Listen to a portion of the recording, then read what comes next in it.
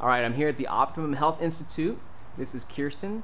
Kirsten is a volunteer here, and she has an amazing and inspirational story of health that I'd love for her to share.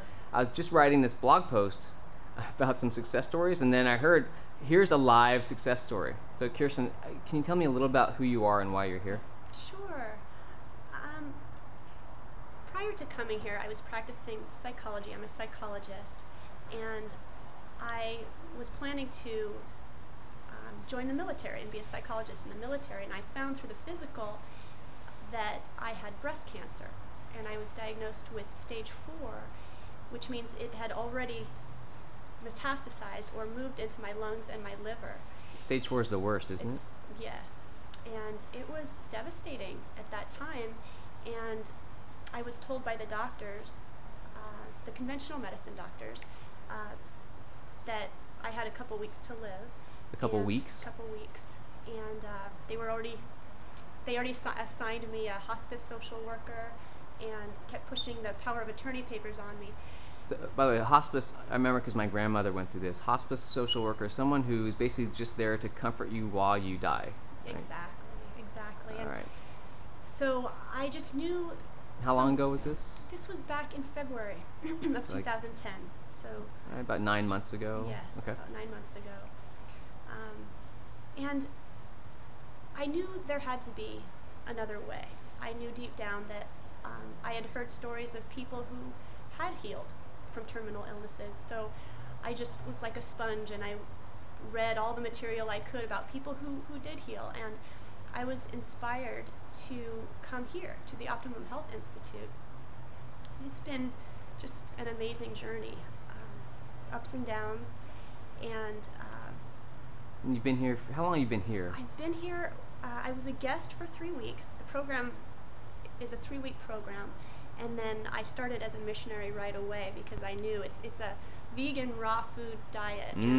So it's a detox diet, which is even more It's bland, pretty strict. let's It's say. really Pretty strict. strict. Yeah. Yes, and so I knew that I wouldn't be able to stay on the program at home, so I needed the guidance. And it involves wheatgrass, which is a big part of the program, which is a detoxifier, and cleansing the body. Yeah, raw food and other good food. stuff. We don't want to tell people too much because then they may not want to come. Okay. I'm kidding. I really like the food here. Well, I honestly don't. But I knew I had to do it, and so you do what you feel you have to do. Yeah. But so I just want to say that So let's actually help. So it's been 4 or 5 months you were here on the program, or following the alternative, healthy practices, super healthy practices. And what did you find out yesterday?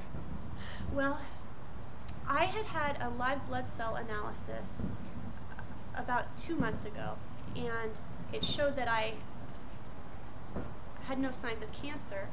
However, I still had the tumor, and I started having really bad pain in my chest, and so I was feeling really discouraged about my healing, thinking I was getting worse.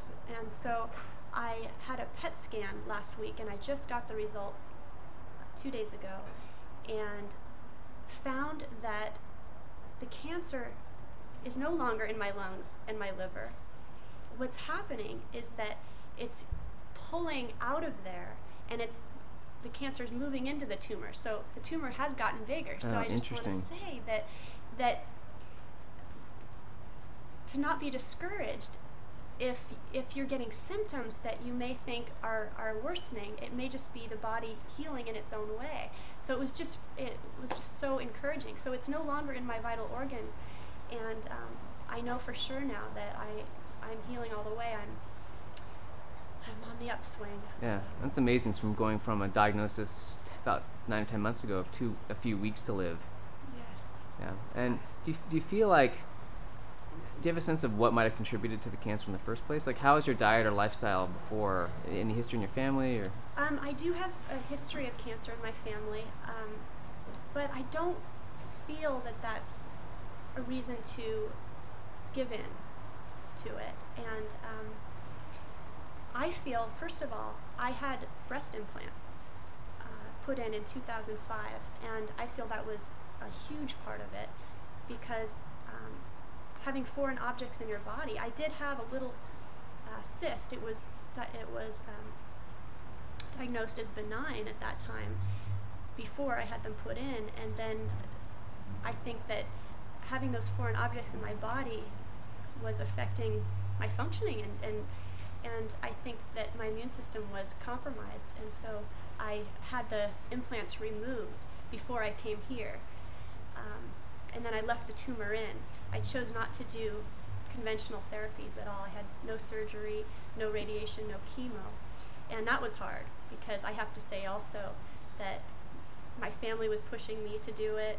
My friends, everybody thought I was crazy. The doctors thought I was suicidal for doing it. Yeah. So I just want to say that please don't give up. If you're hearing all these people, listen to your inner voice that you can heal and you will heal, because so much of it is the mind and the attitude. And I always knew deep down that there was a higher purpose for my illness. So back to other reasons why I may have gotten it. Going through graduate school, high stress, eating a lot of sugar, a lifelong diet of white flour. I mean, I didn't eat badly, but it accumulated in my colon. I felt that was a lot of it. And there's just a lot of emotional reasons that I think I had it, a lot of grief. I think, I believe there are correlations with different traumas in our body, and I felt like I had a lot of grief that I had to resolve. So while I detoxed, it was also an emotional detox. So it's all part of the healing process. Yeah. And now I know you've been helping people through your psychology and life coaching, and you want to continue to do that. Can you tell me a little bit about now your new vision for what you want to do for people, and then also how people can get in touch with you if they want to hear your story or find out more or talk to you? Sure. I am starting a private practice here in San Diego in La Mesa, starting in December. And I am going to be working with people who are choosing to heal from illness, primarily cancer, because that's my experience, alternatively, and help them deal with the emotions that I discussed, and help them release their blocks to healing. Mm-hmm. And I also look forward to having groups. I know that having a support group is extremely helpful in going through the process. So I want to do that.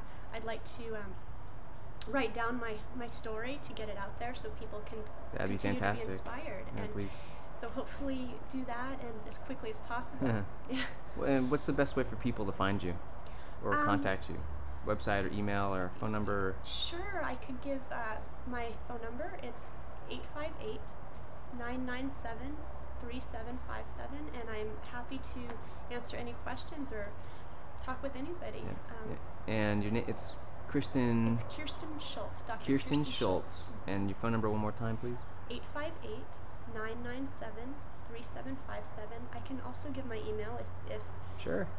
people prefer to email. It's kschulz, KSCHULZ26 @hotmail.com.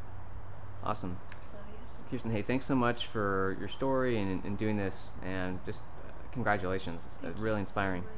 Thank you so much, and I look forward to speaking with everybody who wants to have hope for a better life. Thank you.